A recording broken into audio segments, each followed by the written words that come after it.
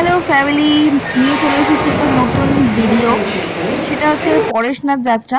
আমরা এখন 15 নম্বর প্ল্যাটফর্মের দিকে যাচ্ছি। আমাদের ট্রেনটা 15 নম্বর প্ল্যাটফর্মের দিকে আছে। হাওড়া স্টেশন থেকে 11টার পর, মানে 11:30টার কাছাকাছি আমাদের ট্রেনটা ছিল।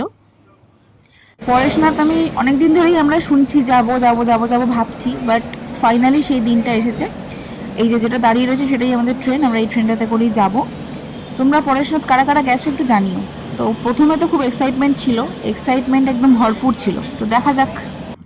এবারেও দুজনের সিট এক জায়গায় ছিল না। আমার পড়েছিল সাইড লোয়ার, আর ওর আরও দুটো মানে আগে পড়েছিল সিটটা। তো আমার কাছে কিছুক্ষণ বসেছিল, তারপরে আবার নিজের জায়গায় গিয়ে মাঝে মাঝে ঘুমিয়ে ঘুমিয়ে আসছিল।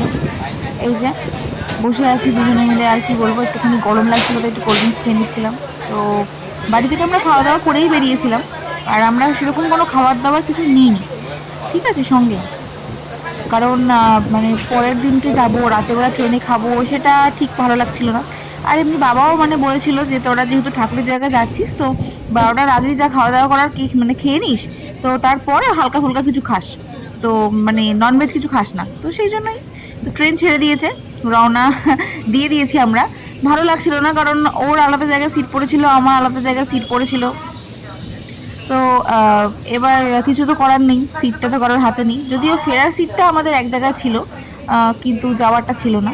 তো এবার যাত্রা শুরু করছি।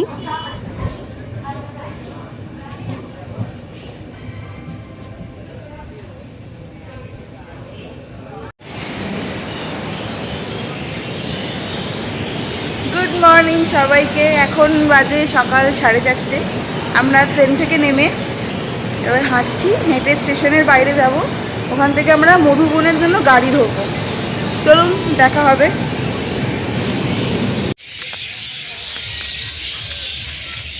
তো এবার আমরা গাড়ি করে নিয়েছি, এবার আমরা বেরোবো। ওয়েট করতে হবে, আমরা শেয়ারে যাব।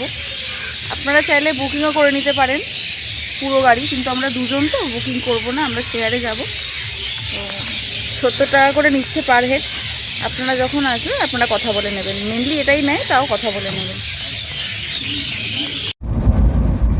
আগের বছর যখন আমরা রাঁচি গিয়েছিলাম, তখনও ঠিক এরকম টাইপেরই সুন্দর রাস্তাটা ছিল, কিন্তু তখন না আমরা যে রাস্তা দিয়ে ঘুরছিলাম তখন এখানে অত কিন্তু মানে জনবসতি এত ছিল না, কিন্তু সেই তুলনায় এখানে জনবসতি অনেক বেশি। তোমরা বুঝতে পারছো কি জানি না, কিন্তু দূরে দেখো হালকা হালকা ওই মানে সবুজ পাহাড়টা, যে সবুজ পাহাড়টা দেখতে পাওয়া যাচ্ছে, মানে এই জিনিসগুলো দেখলেই যেন মনটা ভালো হয়ে যায়। প্রতি বছরই আমরা 15ই আগস্টে কোথাও কোথাও ঘুরতে যাই। আগের বছরও গিয়েছিলাম ঝাড়খণ্ডের রাঁচিতে ঘুরতে, তো এবছরও ঝাড়খণ্ডেই গেছি, কিন্তু আমরা গেছি পরেশনাথ। তো এই যে এত সুন্দর যাচ্ছি, মানে এই জার্নিগুলোতেই যেন সমস্ত কিছু মানে প্রতিদিনের অফিস, প্রতিদিনের সংসারে নানা রকম ব্যাপার, যত স্ট্রেস সব যেন এখানেই দূর হয়ে যায়। তো এটা ফ্যামিলি নিয়ে ঘোরার জন্য আদর্শ। হ্যাঁ, তবে কি প্রচুর পরিমাণে হাঁটা আছে। যারা হাঁটতে পারবে তারাই এই ট্রেকটা আমার মনে হয় করা ভালো। আর বয়স্কদের নিয়ে যাওয়া যায়, বাবা মাকে নিয়ে যাওয়া যায়, কিন্তু বাবা মাকে নিয়ে গেলে কি করতে হবে, হেঁটে ওনারা উঠতে পারবে না। তো সমস্ত জিনিসটাই শেয়ার করব তোমাদের সাথে, দেখাবো যে কিভাবে বাড়ির বড়োদেরকেও নিয়ে যেতে পারবে, বাড়ির ছোটরাও যেতে পারবে, সমস্ত ব্যবস্থা রয়েছে, কিন্তু সবটাই নিজস্ব রিস্কে। এই যে এখন এখানে একটা গেট আছে, গেটটা জাস্ট ক্রস করে খানিকটা গেলেই আমরা যাত্রা আমাদের শুরু করতে পারবো। এটা সবে তৈরি হচ্ছে, হয়তো এর পরে মানে আরও কিছু দিন পর, আরও কিছু মাস পর হয়তো এটা পুরোপুরি রেডি হয়ে যাবে। যেহেতু একদম ভোর, সেই জন্য এরকম অন্ধকার অন্ধকার রাস্তাটা রয়েছে।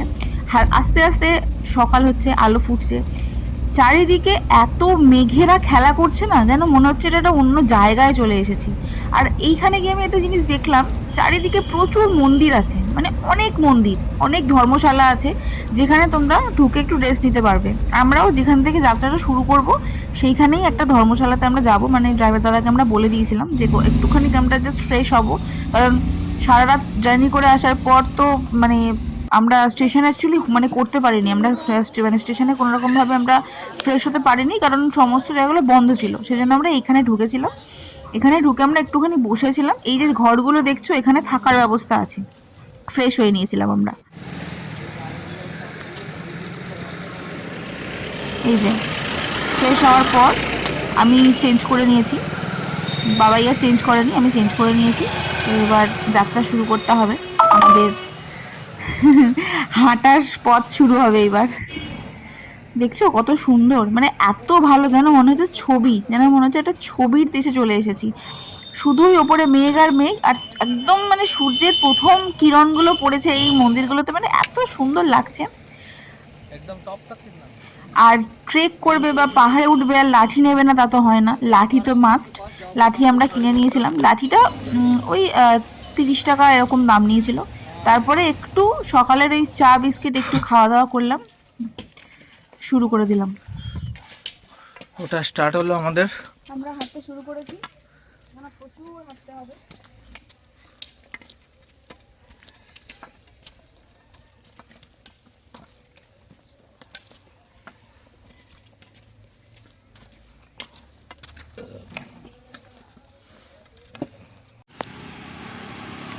অনেক লং রুটে যেতে হবে, সেই জন্য আমরা এবার নেব শর্টকাট।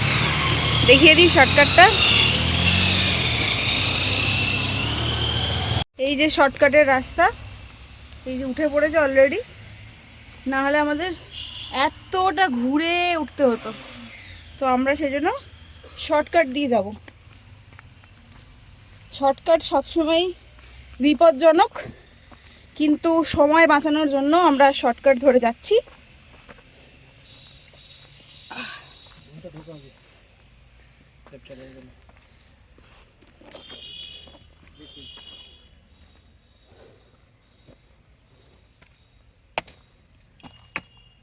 ফোনটা তুই আগে ক্যাপচার কর, তারপর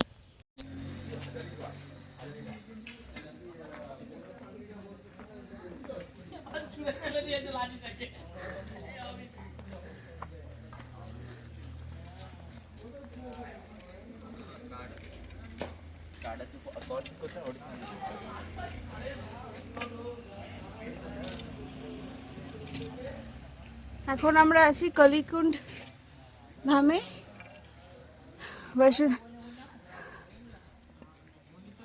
পরেশনাথ যাওয়ার পথে এই টেম্পলটা দেখতে পেলাম। এরকম প্রচুর মন্দির আছে এখানে, প্রচুর মন্দির।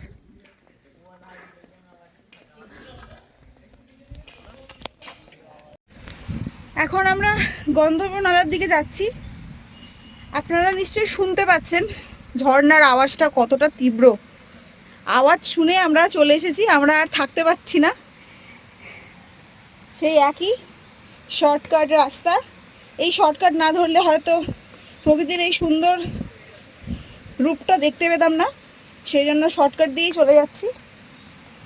বাবাই যথারীতি আগে আগে যাচ্ছে, আমি ওর পিছনে পিছনে আছি। দেখুন, দেখতে পাচ্ছেন এইটুকুনি ঝর্ণার নাকি এত আওয়াজ, এত এত আওয়াজ, ভাবাই যাচ্ছে না যে এইটুকুনি ঝর্ণার এত আওয়াজ। দেখুন ওখানেও রয়েছে, এই সামনেও রয়েছে, এইটুকুনি ঝর্ণার এত আওয়াজ। এখন আমরা নিচে নামবো, নেমে কিছু ছবি তুলবো। এখন আমরা করে নিচ্ছি একটুখানি টি ব্রেক, একটু কেক।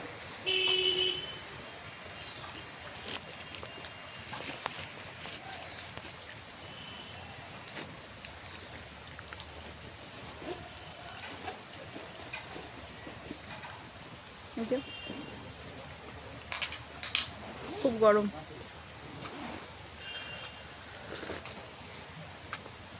ভালো টেস্ট।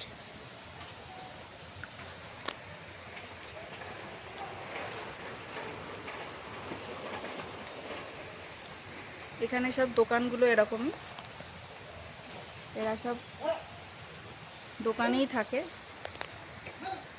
এখানেই দোকান।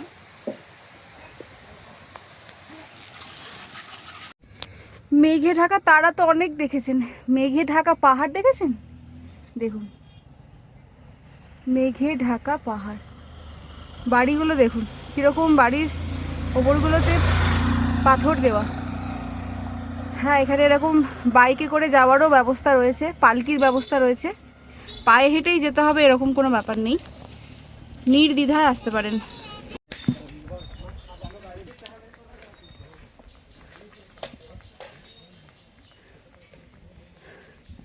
যদি হেঁটে যেতে না পারেন এভাবে পালকি করে যাবেন।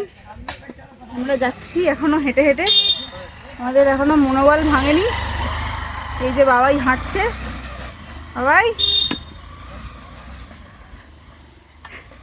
এখনো হাসছে, বাবাই জানি না কখন কাঁদতে শুরু করবে।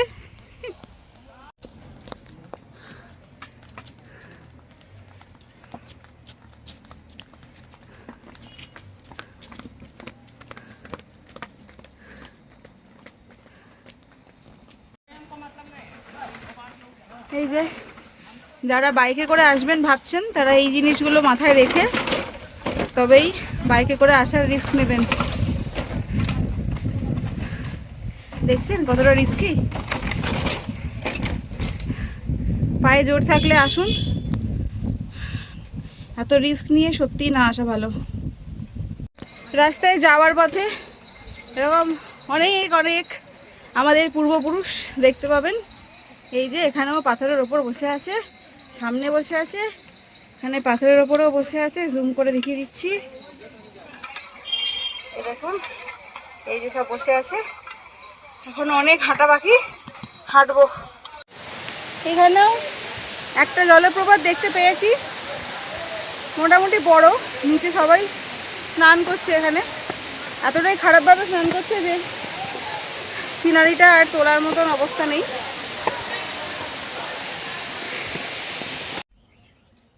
ফাইনালি আমরা অনেকটা পথ পার করে একদম কাছে চলে এসেছি। আর একদম টপ থেকে এত সুন্দর একটা ভিউ, কালো মেঘ একদম ছেয়ে আছে শহরটাকে, যে কোনো মুহূর্তে ঝরে নিজেকে হালকা করে নেবে আর ভিজিয়ে দেবে গোটা শহর। কিন্তু আমাদের এখানে থেমে থাকলে হবে না, আমাদের আরও অনেক অনেক অনেক যেতে হবে, তাই তো বাবুই? হাউ ওয়াজ দ্য জোস? হাই। চলো।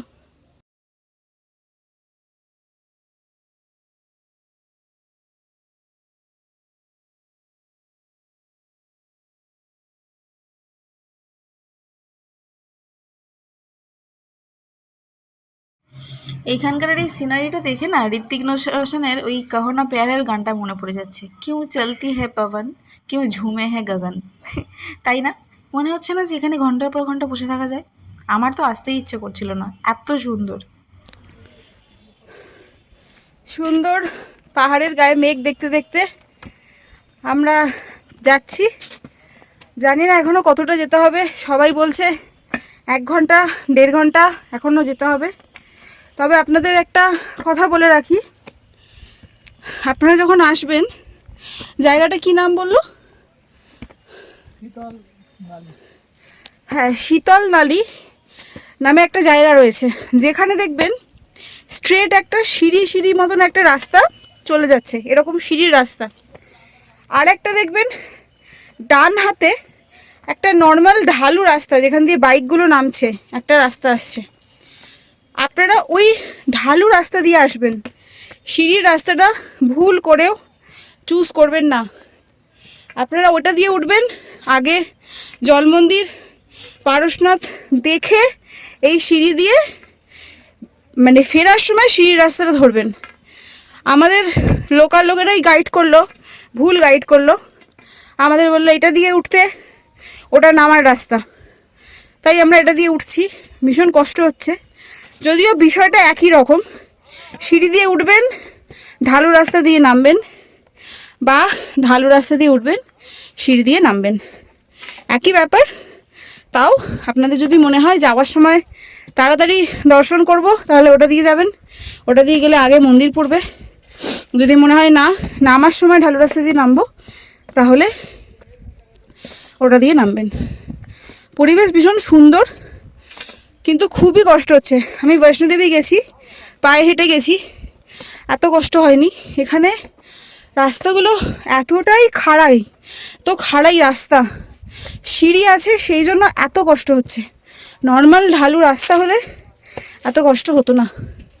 মাঝে মাঝে এরকম অনেক দোকান দেখতে পাবেন, একটু রেস্ট নিয়ে নিতে পারেন। বাট যখন আপনারা রেস্ট নেবেন কম বসবেন, যত বেশি বসবেন তত বেশি হাঁপিয়ে যাবেন। এইদিকে একটা রাস্তা চলে যাচ্ছে, জানি না এটা কোন রাস্তা।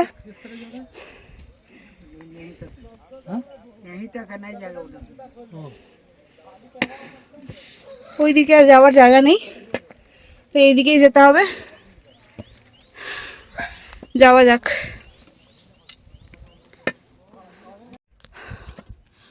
অনেক দূর চলে এসেছি।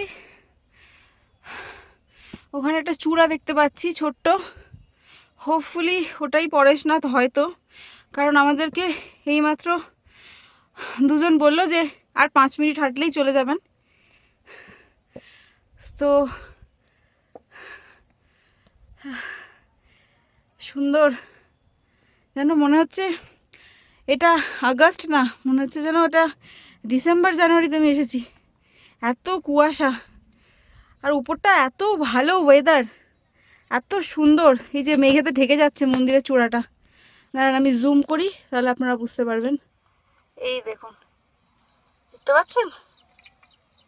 বাবাই অলরেডি অনেকটা উঠে গেছে, আমি এবার ওর কাছে চলে যাই, আবার সামনে গিয়ে দেখাচ্ছি।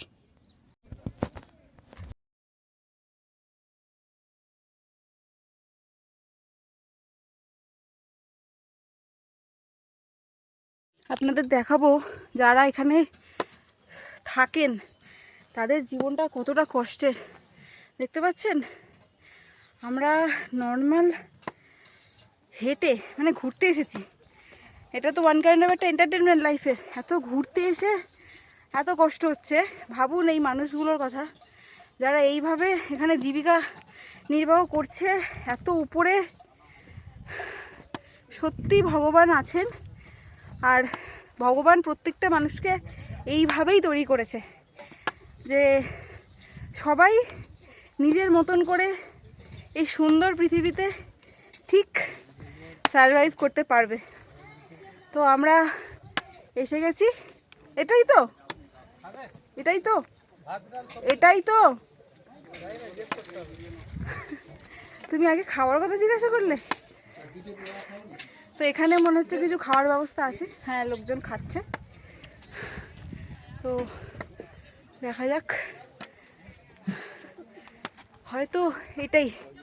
দাঁড়ান আপনাকে জাস্ট ব্যাক ক্যামেরাটা অন করি। এই যে চারিদিকে মেঘ মেঘ আর মেঘ, জানি না ক্যামেরায় কতটা বোঝা যাচ্ছে মেঘটা, বাট একটা কথা আছে যে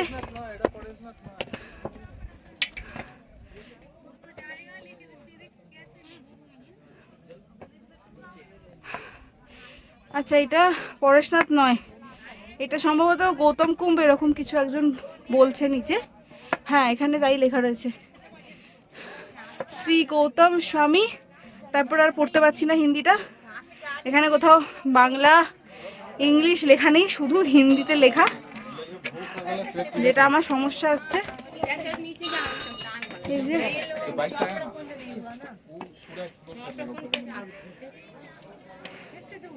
এই যে আরও উঠতে হবে অনেকটা, উঠবো, উঠে আপনাদেরকে অবশ্যই দেখাবো।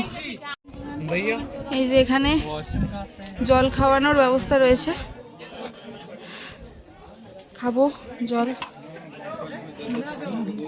তারপর ওই দিকটায় যাবো, ঘুরবো। রোদ্দুরটা একদম চলে গেছে, রোদটা পড়ে যাওয়ার ফলে চারিদিকটা শুধু ধোঁয়া ধোঁয়া হয়ে গেছে।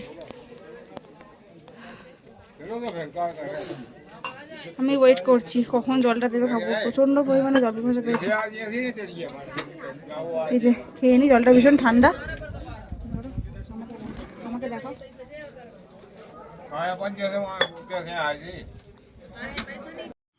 গৌতম কুণ্ড থেকে আমরা আগে যাব জল মন্দির। জল মন্দিরটা আরও নিচে, 1 কিলোমিটার নিচে নামতে হবে গৌতম কুণ্ড থেকে, আবার ওই 1 কিলোমিটারটা উপরে উঠতে হবে, তারপরে আরও যেতে হবে, তবে আমরা যেতে পারবো পরশনাথ। দেখলেন বাবাই কিরকম মেঘের মধ্যে হারিয়ে গেল।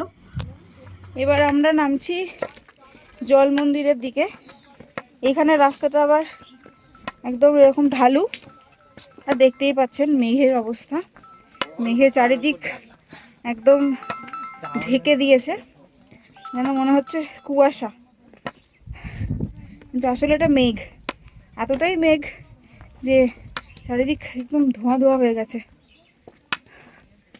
তো হাঁটতে থাকি। ফাইনালি পৌঁছে গেছি জল মন্দির। এবার আমরা যাচ্ছি ভালো ভিউয়ের সন্ধানে। এই যে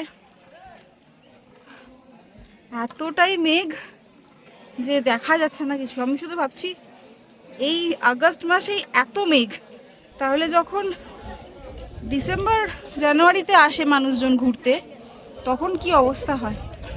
দেখুন কত সুন্দর পাথরের পুরো মন্দিরটা। এবার আমরা ভিতরে ঢুকবো, জানি না ভিতরে ভিডিও করতে দেয় কিনা। যদি দেয় তাহলে অবশ্যই ভিতরটা দেখাবো, যদি না দেয় তাহলে দেখাতে পারবো না। কিছুই দেখা যাচ্ছে না, এত মেঘ। এগুলো কিন্তু কুয়াশা নয়, এগুলো মেঘ। আমি আপাতত এখানে বসেছি। এই যে মন্দিরের ভেতর ঢুকেছি আমরা, বাবাই গেছে, এই যে যাচ্ছে। ও ঘুরে আসুক তারপরে আমি যাব। ও একটু বসবে, কারণ ব্যাগ রয়েছে, জুতো রয়েছে। যদিও এখানে অনেকে ঘুরছে, কিন্তু আমি বসলাম। ও ঘুরে আসুক তারপর আমি যাব। এই হলো জল মন্দির।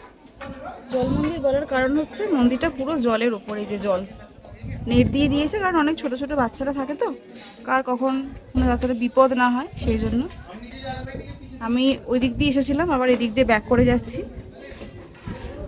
ভিতরে ঠাকুরের কোনো ছবি তুললাম না, তার কারণ হচ্ছে সব জায়গাতে অ্যালাউ করে না, অনেক রকম অবজেকশন দেয়, সেই কারণে আমি আর ঠাকুরের ছবি তুললাম না।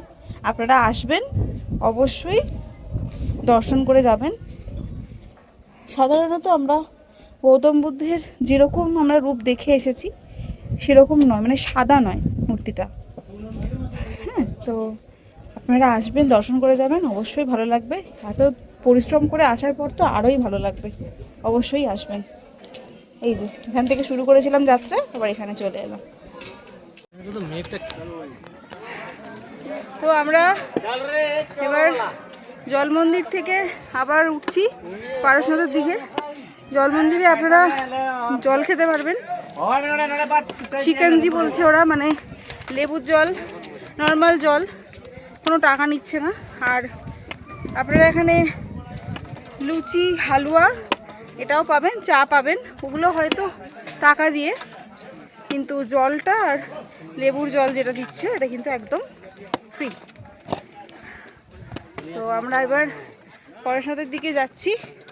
আবার মেঘের খেলা দেখতে পাচ্ছি, মেঘটা একটু কেটেছে। একটু আগে পিছনের এই পাহাড়গুলো দেখতে পাওয়া যাচ্ছিল না। চলুন দেখা হবে পরেশনাথে।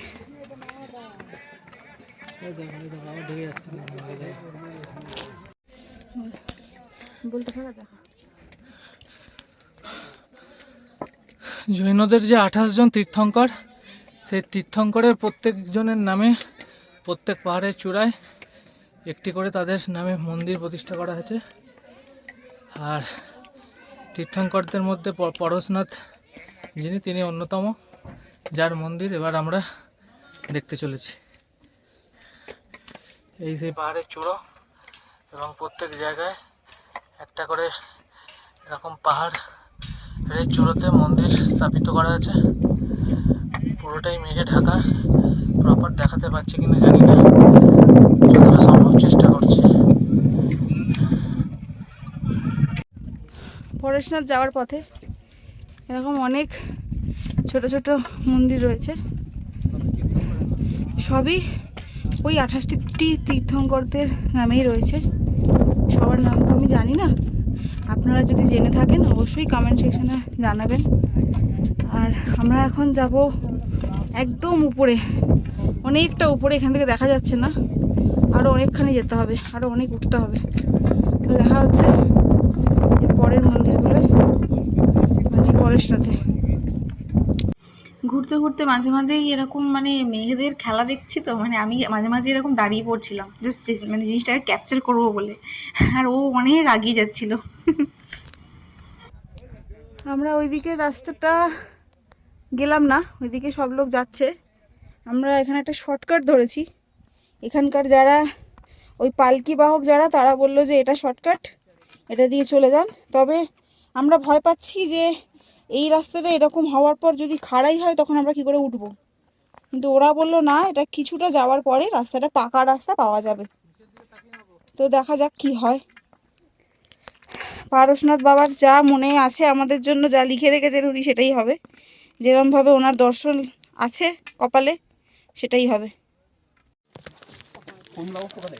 অনেক টায়ার্ড হয়ে গেছি, তো একটু লেবুর জল ফর, এরা বলছে শিকাঞ্জি ফর বুস্ট।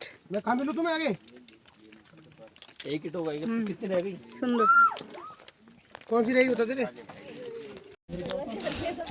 অবশেষে একদম কাছে, এই যে মেঘের জন্য আবার ঢেকে যাচ্ছে, ফোকাসও নিচ্ছে না ঠিকঠাক।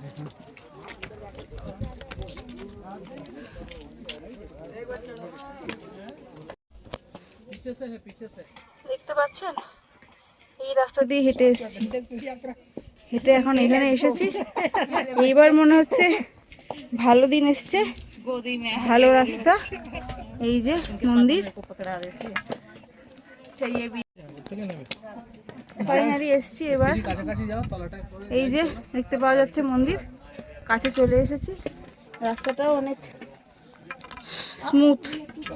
আর এখানে প্রসাদ হিসেবে নারকেল বিক্রি হচ্ছে। এই নারকেলটাই ওখানে প্রসাদ হিসেবে সবাই নিয়ে যায়, পুজো দেয়। দেখা যাক। পারশনাথ যাওয়ার আগে লাস্ট এই যেটা হচ্ছে বাজার এরিয়া, এখান থেকে খাওয়া দাওয়া করতে পারেন। প্রসাদের জন্য এখানে নারকেল বিক্রি হচ্ছে, নারকেল নিয়ে যেতে পারেন। ছয়রা বলছে প্রসাদি চালানে কে লিয়ে লেনা হয় কি নেই, তো নিতে পারেন, দেখে নিন। এরপর মনে হচ্ছে আর দোকান নেই, এবার শুধু হাঁটা। এত খিদে পেয়ে গেছে, এটা দোকানে এসেছি। ওরা একটা বড়া দিচ্ছে, বড়াটাকে একটু একটু চাট মশলা, একটু নুন, একটু লেবু ছড়িয়ে দিচ্ছে। খিদের মুখে ওটাই খাবো।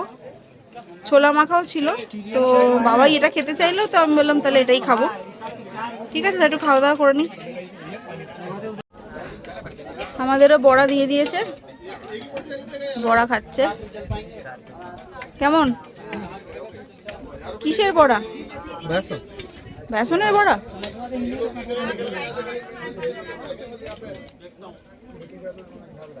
এই যে বড়া,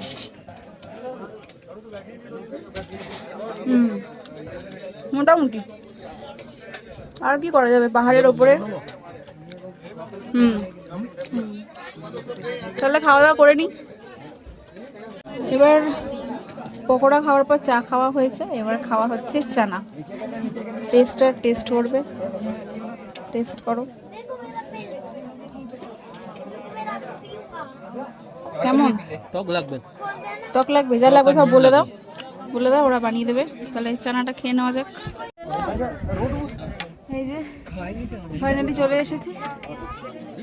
এতটাই মেঘলা ওয়েদার যে কিছু দেখা যাচ্ছে না। ওয়েদার রোদ থাকলে ভীষণ ভালো লাগতো এই সিনারিটা। যেহেতু রোদ নেই, সবটাই মেঘ মেঘ হয়ে আছে। দেখা যাক, উপরে উঠে যাক।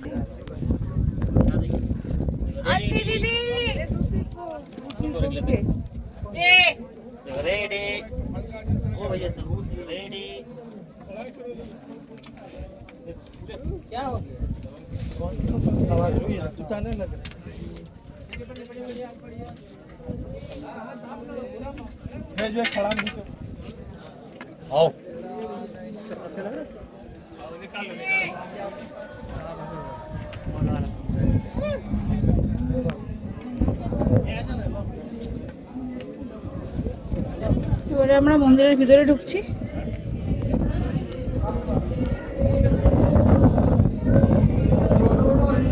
এটাকে পার করে যেতে হবে।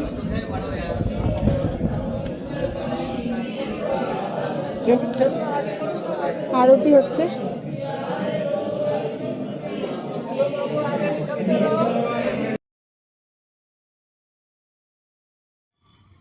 আমার দর্শন হয়ে গেছে, দর্শন করে বাইরে থেকে এসে জাস্ট ভিউটা একবার নিয়ে নিচ্ছি, মানে একদম উপর থেকে কীরকম দেখতে লাগে। এবার যেহেতু বাবাই নিচে আমার জন্য ওয়েট করছিল, আমি ওখানে বেশিক্ষণ বসতে পারি, সমস্ত দর্শনের পর তো আমি নেমে পড়েছি। বৃষ্টি এসে পুরো ব্যাপারটাকে মাটি করে দিল। এত বৃষ্টি যে বলবার কথা না। এই যে দাঁড়িয়ে আছে, এই যে আমিও দাঁড়িয়ে আছি, চারিদিক সব ভিজে গেল। এবার কি করে নামবো, কি করব জানি না, আর কি করে ভিডিও করব সেটাও জানি না। দেখা যাক কি হয়। আসার সময় আমরা এই রাস্তাটা ধরে এসেছিলাম, যে রাস্তাটা সোজা দেখা যাচ্ছে, কিন্তু নামার সময় আমরা ওটা ধরে নামবো না। নামার সময় আমরা এই রাস্তাটা ধরে নামবো। ঠিক এই যে এই রাস্তাটা ধরে এসেছিলাম, এটা ধরে নামবো। আমি তখন এর আগে মানে যেটা বলছিলাম যে এই রাস্তাটা ধরেই ওঠার কথা বলছিলাম। এই রাস্তাটা ধরে যদি ওঠা হতো তাহলে অনেক তাড়াতাড়ি ওঠা যেত, কিন্তু নামার সময় ওটা দিয়ে নামতে হতো। তার কারণ হচ্ছে ওইদিকে যদি আপনারা যদি ওইদিকে না যান তাহলে ওইদিকে ওই গৌতম চকটাও দেখা হতো না, তারপরে জল মন্দির দেখা হতো না, আর ওই যে 28টা যে মানে মন্দির রয়েছে, ঠিক আছে, সেইগুলো দেখা হতো না। সেই জন্য ওই দিকটা দিয়ে আসবার বা যাওয়ার সময় আপনারা অবশ্যই ওই রাস্তাটা একবার যাবেন, তাহলে আপনারা সবটা পুরো ট্যুরটাই আপনারা উপভোগ করতে পারবেন। শুধুমাত্র শুধুমাত্র পরেশনাথ দেখার জন্য তো আপনারা আসবেন না, আপনারা তো পুরোটা দেখার জন্যই আসবেন। তো আমরা এবার নামছি। হালকা বৃষ্টি হয়েছে, বৃষ্টির পর আবার সবাই যেরকম ছিল সেরকমভাবে চলমান হয়ে গেছে। ঠিক যেন বৃষ্টি হলো না, যেন স্বয়ং ভগবান যেন মানে গঙ্গার জলের ফোঁটা আমাদের উপরে বর্ষণ করলেন, বা পুষ্প বৃষ্টি যেরকম হয় না, সেরকম একটা হলো। তো হালকা হালকা রোদ উঠছে, দেখতে পাচ্ছেন হালকা হালকা রোদ উঠছে, চকচক করছে। কিন্তু আর তো অপেক্ষা করা যাবে না, এরপর নামতেই হবে, কারণ ট্রেন আছে। তো সেই জন্য যাওয়ার পথে যদি আমরা ভালো কোনো কিছু দেখতে পাই তো অবশ্যই সেটা ক্যাপচার তো করবোই, আপনাদের সাথে শেয়ারও করব। এই যে বাবাই একটা নতুন ধরনের রেনকোট এনেছে, যেটা ও পরে রয়েছে। এরম রেনকোট আমি আগে কখনো দেখিনি, প্লাস্টিকের পলিথিনের মতন পরে নিল, আমাকেও পরিয়েছে। বাট এটা খুব ভালো, মানে ভারীও হলো না ব্যাগটা, ছোট ছোট পকেটের মতন প্যাকেটের মধ্যে চলে এলো। আবার পরেও নিলাম, যদি সুন্দর করে বাঁচিয়ে বাড়ি নিয়ে যাওয়া যায় তাহলে তো এটা ইউজফুল। যদি বাঁচিয়ে বাড়ি নিয়ে না যাওয়া যায় তাহলে এটা ইউজ অ্যান্ড থ্রো হয়ে গেল। তো আমি বাবাকে বলবো আমাকেও একবার দেখাতে। আমাকে একবার দেখাও, আমার কেমন লাগছে। এই যে আরে ভাই সাহাব লম্বা করে, এই যে আমাকে এরকম লাগছে। চলুন যাওয়া যাক। স্বর্গের রাস্তা বোধহয় এইটা দিয়েই যেতে হয়, স্বর্গের থেকে কিছু কম নয়, তাই না? স্বর্গের মতো সুন্দর। স্বর্গ কেমন যদিও জানি না, কিন্তু এ যেন স্বর্গ। এই যে যার জন্য দেখতে পাচ্ছি সে, তাকাও।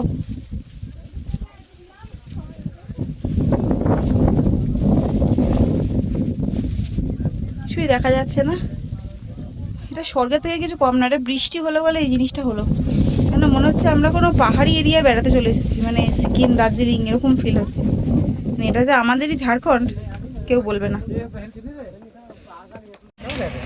এইরকম জঙ্গলের মধ্যে দিয়ে যাওয়ার তো মজাই আলাদা, তাই না?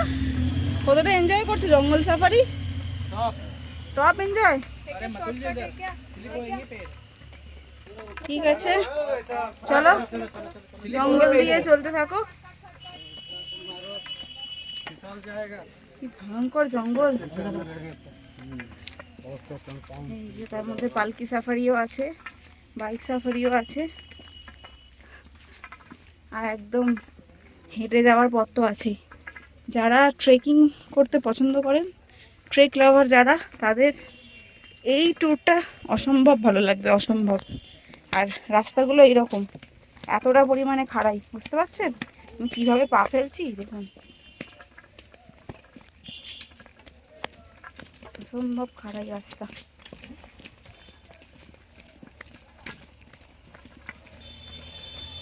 দেখুন বাইকগুলো কিভাবে যাচ্ছে, দেখুন দেখছেন বাইকগুলো কিভাবে যাচ্ছে, কতটা রিস্কি। একবার পড়ে গেলে একদম খাতে। দেখুন এখানে সবাই ধুম মাচালে করে গাড়ি চালিয়ে নিয়ে ছুটছে। আমরাও নামি, এই যে এখন এত নামতে হবে, সবাই নামছে। দেখা হচ্ছে পরের ভিডিওতে। এই যে আপনারা ভালোভাবে বুঝতে পারবেন, শীতল নালা 1.7 কিলোমিটার। তো এবার এখানটা দিয়ে আমরা নামবো। এই রাস্তাটার কথাই বলছিলাম, যেখান থেকে আমরা সোজা চলে গিয়েছিলাম, যেটা দিয়ে আমরা সিঁড়ি পেয়েছি এত। আর যদি শীতলনালা থেকে আপনারা ডান দিকে চলে আসেন, তাহলে এই রাস্তাটা দিয়ে আপনারা শর্টকাটে পৌঁছে যেতে পারবেন। তবে হ্যাঁ, যদি এই রাস্তা দিয়েই আসেন আর এই রাস্তা দিয়েই নামেন, তাহলে কিন্তু ওখানে জল মন্দির, আরও 28টা যে ছোট ছোট যে স্মৃতিসৌধগুলো বা যে ছোট ছোট মন্দিরগুলো করা রয়েছে, স্মৃতি মন্দিরগুলো, সেগুলো কিন্তু দেখতে পারবেন না। তাই আপনাদের নিজস্ব চয়েস, দুটো রাস্তাই রয়েছে। আমি বলবো যাওয়ার সময় কষ্ট করে যান, আসার সময় এই ঢালু রাস্তাটা দিয়ে নেমে আসুন। মাঝে মাঝে সময় বাঁচানোর জন্য এই ধরনের শর্টকাট আপনারা নিতেই পারেন। হ্যাঁ, তবে নিজস্ব রিস্কে। যদি নিজে কনফিডেন্স থাকেন যে এই টাইপের, এই যে লোক নামছে, এই টাইপের রাস্তা আপনি নামতে পারবেন। পুরোটা কিন্তু কাদায় পিচ্ছিল রাস্তা, পা স্লিপ করাবার জন্য একদম আদর্শ। যদি মনে করেন নামতে পারবেন, তবেই নামবেন। না হলে নর্মাল যে রাস্তা ধরে এই যে লোক যাচ্ছে, এই রাস্তা ধরেই যাবেন। কে কে আসতে চান এই রাস্তায়? দেখছেন কোনো সিঁড়ি নেই, কোনো কিছু নেই। মানুষ যেন মনে হচ্ছে তলায় তলিয়ে যাচ্ছে, শুধু হুড় হুড় করে নেমে যাচ্ছে মানুষ। বাপ রে বাপ। ফোনটা ভালো করে ধর, ওটা কেউ নেই।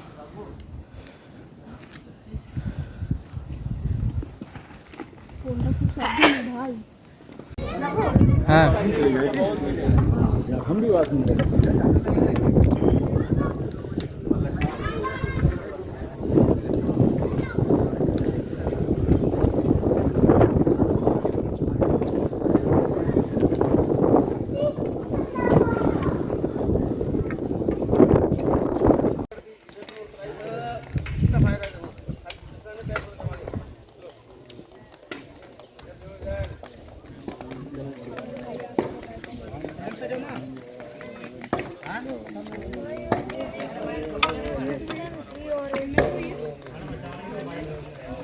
সকালে যে ঝর্ণাটা দেখাতে পারিনি, বলেছিলাম যে এমনভাবেই লোকে স্নান করছে যে দেখানোর মতন অবস্থা নেই। এখন সেই ঝর্ণাটাই দেখাচ্ছি। এখনও লোকে কিছু করছে, বাট সকালেরটা একদম অস্বাভাবিক ছিল, যেটা দেখানোর মতন সত্যিই ছিল না।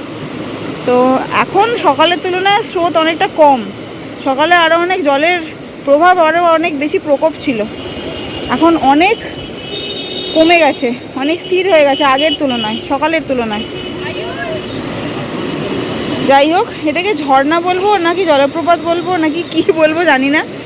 অ্যাকচুয়ালি যেটা ঝর্ণা সেটাই জলপ্রপাত, কিন্তু এটা খুবই ছোট জলধারা, অ্যাকচুয়ালি পাহাড়ি জলধারা। হয়তো বৃষ্টি হলে আরও অনেক বেশি এটা প্রভাবিত ভাবে দেখা যেত। ঠিক আছে, চলুন এগিয়ে যাই। দাঁড়িয়ে থাকলে তো হবে না, সন্ধে হয়ে এলো, আমাদের আবার বাড়ি রওনা দিতে হবে। টাটা কর। ফাইনালি আমরা চলে এসেছি। এবার আমরা অবস্থা খুব খারাপ অবস্থা, পান্থশালায় যে করে হোক ডেড বডি ফেলতে হবে এবার। ওই দেখা যাচ্ছে সবুজ বোর্ড দেখা যাচ্ছে, আমরা ওখানেই যাব। লাস্ট কয়েকটা মাইল স্টেপ, আর বাকি আজকের মতো আমাদের এই টোটাল জার্নিটা কমপ্লিট হবে, মধুবনে নেবে। টাটা। যখন এসেছিলাম কত আলো আলো ছিল, পুরো অন্ধকার হয়ে গেছে। নেমেছি, পুরো অবস্থা খারাপ হয়ে গেছে, মানে জম্মু, এই জম্মু বলছি, বৈষ্ণোদেবী গিয়ে আমার এত কষ্ট হয়নি যতটা আমার এখানে এসে কষ্টটা হচ্ছে। জানি না কেন এত কষ্ট হচ্ছে। এখন জাস্ট দেখতেই পাচ্ছেন গেটের কাছে জাস্ট বসে আছি, একটুখানি রেস্ট নেওয়ার পরে সামনে একটা পান্থশালা আছে, ওইখানে একটুখানি গিয়ে বসবো। তারপর আমাদের 11টার ট্রেন, আবার গাড়ি ধরে স্টেশন যাবো, কিছু খেতে হবে। এত হেঁটেছি যে খিদেই পাইনি, মানে খিদে বলে কী জিনিস পাইনি, মানে আমার মুখটার অবস্থা থেকে বুঝতে পারছি, মানে লিটারালি আমি কেঁদে ফেলেছি আজকে, এত কষ্ট হচ্ছিলো আমার। এই যে বাবাইয়ের অবস্থা, ওরও একই অবস্থা আমারই মতো। এটা আমাকে মনোবল জোগানোর জন্য দেখাচ্ছে, এটা আসলে এটাও নেই, আসলে এটা ঠিক আছে। খাওয়ার পরে দেখা হচ্ছে। এই যে এখানে দিয়েছে ভাত, ডাল, আলুর চোখা, লঙ্কা, একটা তরকারি, আচার। মানে বাবাই খাচ্ছে, আমিও খেয়ে নিই। দেখতে পাচ্ছেন আমরা কতটা হেঁটেছি আর কতটা আমরা কষ্ট করেছি, অসাধ্য সাধন করেছি। হ্যাঁ, কিছু ফটোগ্রাফি দিয়েই এই ভিডিওটা শেষ করলাম, কারণ শেষে আমরা ফেরার সময় সেভাবে আমরা গাড়ি পাইনি। আসার সময় যেন আমরা গাড়ি পেয়েছিলাম, ফেরার সময় আমরা গাড়ি পাইনি। আমরা একটা ওই অটোর মতন, একটা যে বড় সাইজের অটো টাইপেরগুলো হয়, টেম্পো টাইপের, ওইতে করে আমরা ফিরেছি। আমাদের 40 টাকা করে পার হেড ভাড়া লেগেছিল। আর এতটাই টায়ার্ড হয়ে পড়েছিলাম, এতটাই কষ্ট হয়েছিল যে আসার সময় আমরা আর ভিডিও করার মতন অবস্থা আমাদের ছিল না, এতটাই কষ্ট হয়েছে। আমাদের ট্রেনটাও লেট ছিল, আমাদের 11:30টায় ট্রেন ছিল, সেই ট্রেনটা আমাদের এসেছে প্রায় 1:30 পৌনে 2। মানে প্রচণ্ড কষ্ট হয়েছে ফেরার সময়, অনেকটা ভোগান্তি হয়েছে। কিন্তু হ্যাঁ, অনেক অনেক অনেক অনেক সুন্দর স্মৃতি, সুন্দর অনেক মুহূর্ত নিয়ে আমরা ফিরেছি। সুন্দর সুন্দর প্রকৃতির অনেক কিছু আমরা দেখেছি, এত সুন্দর মানে গাছ, এত সুন্দর মন্দির, এত সুন্দর পরিবেশ, এগুলো সত্যি এই কলকাতায় বসে সম্ভব না দেখা। যার জন্য এত কষ্ট করে যাওয়া, যার জন্য মানে এত বড় একটা দুজনে মিলে একটা সিদ্ধান্ত নিলাম যে হ্যাঁ হেঁটেই যাব আমরা, বাইকেও যাব না, আমরা পালকিতেও চড়বো না, কিছুই করব না, অবশেষে তার দর্শন পাওয়া। হ্যাঁ, তবে একটা জিনিস যেটা ভিতরে আমরা দেখলাম যে সবাই না অনেক মানে বই নিয়ে, মানে ওয়ান কাইন্ড অফ কোনো মন্ত্রের বই হতে পারে বা ওদের গীতা টাইপের একটা বই নিয়ে ওরা মন্ত্রপাঠ করছিল, আর দুটো দুটো করে হাতে চাল নিয়ে একটা জায়গায় নিবেদন করছিল। মানে ভিতরটা শুধু চাল আর ওই বড় বড় নারকেল, ছোলা যে নারকেলগুলো, ওগুলো রাখা ছিল। জানি না মানে পুজোর কি প্রসেস, আমাদের এখানকারের মতন নয়। আর ওখানে ঠাকুরকে কোনো ফুল নিবেদন করা হয় না। এটা আমরা যে দোকানে চা খাচ্ছিলাম সেই দোকানের উনিও বলছিলেন যে এখানে ভগবানকে কোনো ফুল নিবেদন করা হয় না। সেই জন্যই না রাস্তায় প্রচুর ফুল গাছেতে, অনেক গাছে ফুল ছিল, কিন্তু কেউ ফুল নিবেদন করতো না, শুধু নারকেল আর চাল। এই যে এনার জন্যই এত দূর সাধন করতে পেরেছি। দেখা হবে পরের অবশ্যই আপনারাও যেতে পারেন, পরিবার নিয়ে যেতে পারেন। টাটা।